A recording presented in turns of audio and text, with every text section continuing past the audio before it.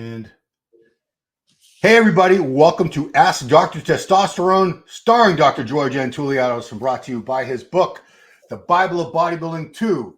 Over 700 pages, everything you need to know about training, nutrition, supplementation, PEDs. You can get that on Amazon.com. While you're on Amazon.com, go ahead and get my book, Real Bodybuilding. Great book. Before we get going, guys, please subscribe, like, share, ring that bell. Show a little love for the channel. It doesn't cost you anything. And now, all the way from Athens, Greece, please welcome the good doctor, George N. Touliatos. Hi, George. What's up, man? Hi, Ron. So two weeks to go, right? Yeah. I won't be there, but so I interviewed. I was on the panel with Jake Wood the other night, and then Tuesday we got Dan Solomon Tuesday night. They asked me to come back for that. So okay. And anything you want me to ask Dan? Well, Dan. Yeah, I'll be able to get like a couple questions in, I'm sure. So I could say, why isn't Olympia University on the main stage Saturday night? No, that's not. Yeah, what about the rumors that the Olympia next year we're going to take place in the Middle East? It was just a fake rumor, and it was a fraud. Right. Everybody. Jake Wood did say, though, that in the future he does want to go outside the USA with the Olympia. No, they see Europe. Come on. Yeah, I mean, there's a lot of great places. I mean, I'd love to go to Athens or Rome or. Well, I think Germany or UK or Italy, perhaps, or well, it used to be Helsinki a long time ago.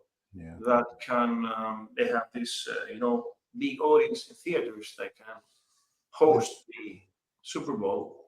Have you been to the FIBO convention in Germany that they do? Of course, I've been. Yeah, so that apparently that's huge. Like hundreds of thousands of people go to that. So they could throw it in. If they did it in Germany, I'm sure it would be at least as successful as it is when they do it in Las Vegas. But it doesn't sound like they're going back to Florida, Orlando, Florida. Didn't seem like that's a plan. No, because Florida was just an option for the COVID. That's why. It's too bad. I like Orlando. I was in New York, in Atlanta, in Boston, whatever. Yeah, Boston. Wow. We had one pro show. That's it. 1 year. That didn't last.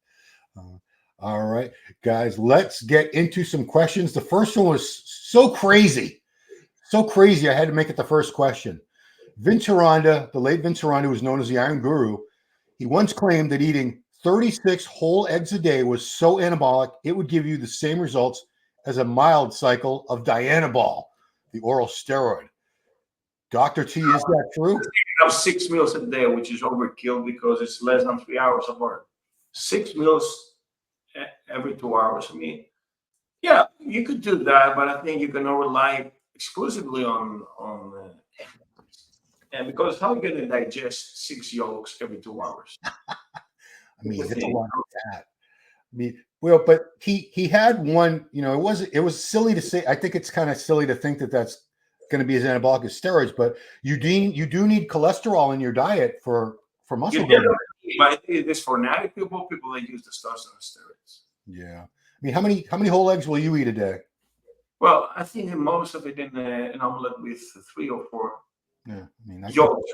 Okay, but if you eat this thing, I mean, there's no room for left, and also your appetite is fully saturated. Yeah, and this sounds like a purely keto meal, eating just eggs, like you did, of course. Yeah, I can't do the math, but how many eggs a week would that be? So you're going through 3 dozen eggs a day. Oh my gosh, it's a lot of eggs. So, but I don't know how much you know about Vince. He was before our time. He was ahead of the curve. He was one of the first guys who had sort of like a paleo diet that he was preaching, where it was like. Yeah, but he said it was flat. He looked like he was following a keto diet. He was weak, but he was flat, like he was following a keto diet. Yeah, he was weak before, definitely.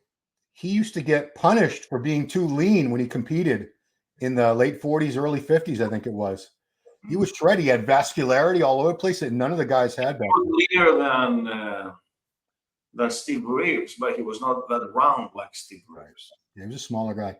He was known for, he had a gym in Studio City, right around all the Hollywood studios. He trained like. And he fired many people telling them that you're doing that's too loud.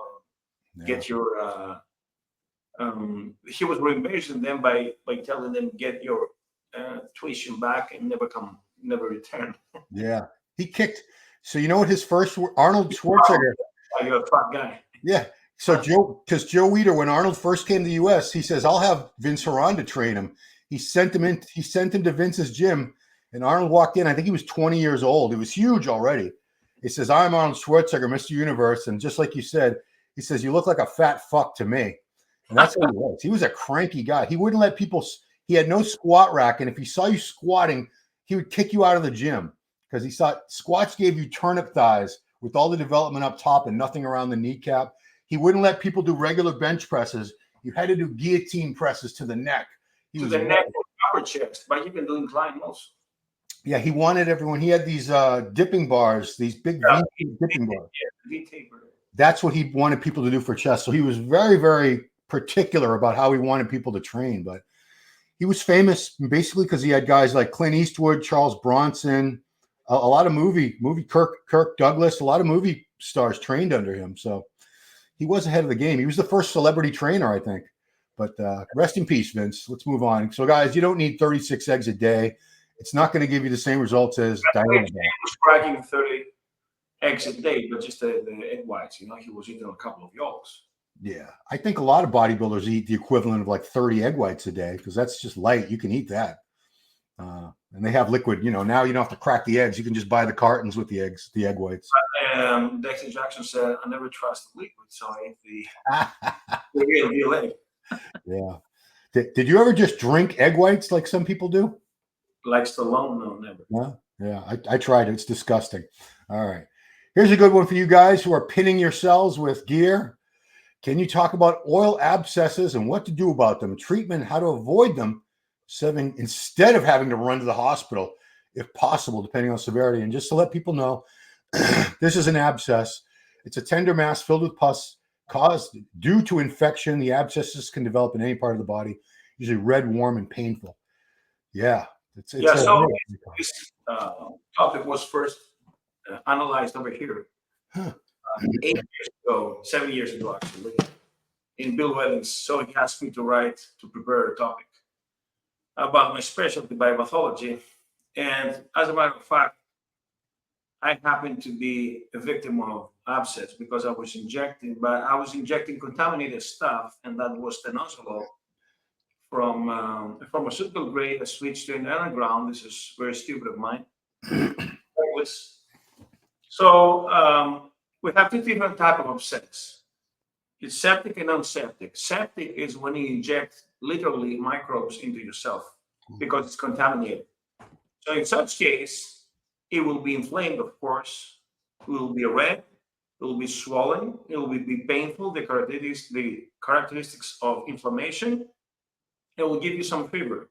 Then, after a couple of weeks, it will be softer, and then you need to cut it surgically, open up, and drain all the pus. Pus is the white thing, the yucky thing that develops because of the dead white blood cells. That phagocytose, they eat up the microbes. And then, of course, need to be surgically cleaned up and prepared and close it, and then give IV or at least Paros, but at least 2 or 3 different antibiotics, both anaerobic and aerobic, in order to prepare yourself against the possible infection.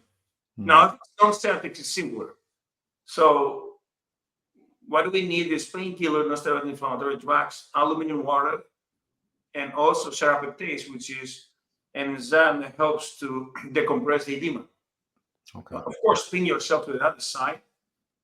But unfortunately, I had a scar tissue on my buttocks.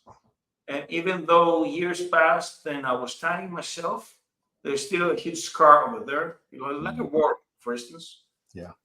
And you could do nothing to heal this. And I had also an abscess in my right glute, but also in my right shoulder. And as I have tattoo over here, as a surgeon, up and up, there's a little bit damage in my tattoo because it was a small piece that was cut off. And down in my butt, there was 1 inch and 1 inch quadrangular open, at the digit. Yeah. And after literally this, there was a destroy in my gluteus of tissue. So they had to cut it off and throw it Yep. with all the bacteria. And this was done to just perform as I had anesthesia, but not partial anesthesia. So it's like when you have this kind of foggy condition that you can listen, you can smell, but you're dizzy. Okay, it's not fully anesthetic. Yeah. Yeah. Thing, yeah. So my hematocrit went down because I was bleeding. And my underwear, my pants were covered with blood. I was sitting, they had to open it up again and clean it. So it was totally 1 week, 1 month. I'm sorry, 1 month totally. So it was disaster for me. And I learned my lesson learned, of course, never use underground stuff. And usually the microbes go to water-based solutions. So mostly stenozolol, suspension, and testosterone, occasionally the trembolone base, which was the water-based, this whitish, milkish. Yeah. That was around 10 years ago. But it's less likely for the microbes to survive in an oily environment. Yeah. I mean, you made a good point about the underground stuff. And unfortunately, that's what we have to deal with. So you don't even know what you're injecting and you don't know if it's sterile. When you get a pharmaceutical grade product, it was produced in a very sterile lab with very, very clean room conditions and nothing's in it. But so you can't really avoid that. If you can get pharma stuff, guys, get pharma stuff, clean. Don't use the same needles. Make sure you swab the area with alcohol. I know people who they don't even bother. Their butt's all sweaty and dirty from a workout and they jam a needle in there. I'm like, dude.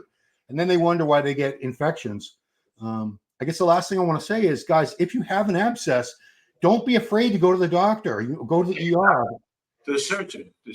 Yeah, it's not going to get better on its own. You need antibiotics. Once it's inflamed and infected like that, especially if you're running a fever, people die from sepsis. You can die. So don't take a chance, guys, because people are afraid. Oh no, they're going to know I'm on steroids if I go to the ER and tell them I inject. Who cares? You want to die, guys? Smarten up. Anyway, all right. Yeah, I mean, this is such a common thing with bodybuilding. I've had them, you've had them. I don't think I know anyone that's never had what we call a bad shot. Hopefully, back then I was doing my residency, so I rushed to my colleagues, the surgeon, and they took care of me. Yeah. Actually, they practiced on me. Yeah. Do you remember when Lee Priest had that in his shoulder years ago, like 20 years ago, close to it? By the way, Marcus Rule had a huge scar over here, and I'm guessing it's from that. Yeah. Lee was in the hospital, I think, for 2 weeks, and every day they had to drain. They had it looked like a candlestick. They pull out all this pus because so disgusting. So guys, try to be careful, sterilize everything, and get pharma grade if you can. Here's a supplement question: Tribulus terrestris, which is a plant, I believe, that they made into a supplement years ago. Is it really worth it for testosterone boosting? Some people really believe in it. Yeah, I've seen some results on the paper that increase the LH, and by increasing the LH, then you have the elevation in testosterone. So in paper, it might work. There was a teenager that came to my office with his father, and he's trying to become a professional ice skiing, Yep. And he wanted to increase his testosterone. He used some Tribulus. Well, you cannot tell him anything else apart from this or the aspartic acid. So yeah, in some 90 people it works, but if you want to come up from here, then you just need the HCG. Yeah. Yeah. I mean, I remember who was it? Muscle Media 2000 years ago. They were really pushing it hard. Tribulus, for whatever reason. Yeah, it was produced in Bulgaria. Tribulus terrestris. Yeah. And okay, next one is we're going to finish up with 2 drug questions from the same guy, actually. Dr. T, is Turinabol as good for sprinting and plyometrics performance as Winstrol? T-ball was created for athletes, and I just put a note that, as far as I remember, you can correct me if I'm wrong, I think it was developed by the East German Sports Committee. But not just swimmers, track athletes also. Oh, it was for track athletes. Okay. Sprinters. So Turinabol is a kind of dry Dianabol, okay, that doesn't aromatize. Yeah. It was used pharmaceutical grade in East Germany, but it's highly toxic to the liver, like Dianabol. And now the benefit of wheat straw is that it doesn't cause water retention, neither aromatizes. It produces also ATP, so it's very productive about speed, explosiveness. Hmm. But because it cuts off the aldosterone, then you have some dry joints. Now, Turinabol, yes, it was used in Eastern Germany, and we know that Eastern Germany was very successful in women's track athletics, including the sprinting. Yeah. So I guess, yeah, it could be used also in sprinting. Hmm. Yeah. I remember. Do you remember? You're old enough. You might still remember this. You were a very small child, but they used to joke about the East German women, Yeah. Olympic athletes, how masculine and manly they looked. They came here to swim and not to sing. Yeah, that's right. Because they had deep voices, and people didn't know about steroids back then. They had no idea what was going on. They just thought we found. Remember how all these Eastern Bloc countries had the women had unshaved armpits. Yeah. Well, I mean, that's Germany. They don't shave. I don't think they shave their legs or their armpits, but we thought they were just finding really masculine women, but they were actually on steroids. We didn't know. I was a kid. I don't remember. Okay. Final question is same area. We're into gear here. Does nandrolone decanoate, Deca, have the same muscle-sparing attributes as Tren? And why is Tren so good in a calorie deficit? Listen, Trembolone is around 4 times more androgenic and actually more anabolic than Deca. We know Deca is very good anabolic agent. Actually, is a little bit more anabolic in paper than testosterone, more anabolic than Equipos, more anabolic than Primo, more anabolic than Master. Wow. But it's not androgenic, and that's why it's favorable to be used by women. And actually, the perfect anabolic is the one that has full throttle in anabolic activity, but no androgenicity to avoid the side effects. But Tren is also androgenic. That's why it's very powerful in dieting, because it burns fat through the androgenic effects. And also androgenicity gives you the power, the raw power, and the aggressiveness to have training. Now, during caloric deficit, obviously, when you have the androgenicity within you, you have more drive to go to the gym. And also, it's more effective for you to burn fat. That's why you sweat like a pig while on track. Apart from the fact that it affects perhaps your hypothalamus or your basic metabolic rate, and you sweat at night, I think that it's because it's 5 times more androgenic than testosterone. It has this ability to burn fat, and it's very good during cutting to give you the drive to train, but also to spare your muscle during the caloric deficit. Yeah. Besides, aromatize, so you can obviously observe your lean muscle, okay, rather than being bulky, full of water into your muscle like the Deca does. Yeah. I mean, technically, all steroids are muscle sparing, but they're all used in clinical settings for people like with muscle wasting, But obviously, Dianabol and Winsol or Anavar have different effects. Dianabol gives you full of water into the muscle and muscle glycogen, while the dry tracks, the DHC derivatives, or the Trembolone do not have this bulking round effect. Yeah. I mean, I've noticed when I, like I told you, I run out of Deca sometimes, and I have a little more joint pain, but I notice I'm not as puffy looking. I get a little leaner looking when I'm off Deca. It does make you retain water. Yeah, keeps it also. So those are all the questions we have for this week, guys. So please help us out. Subscribe, like, share, ring that bell, support the channel. Of course, if you want a good education, educate yourself. Get the Bible of Bodybuilding 2 on Amazon.com. So much information in there. Knowledge is power, guys. If you have questions for next week's show, please leave them right here underneath in the comments. Or if you just have a comment on the show, anything you'd like to see or whatever, we like feedback. Thank you, Dr. T, for being here every week.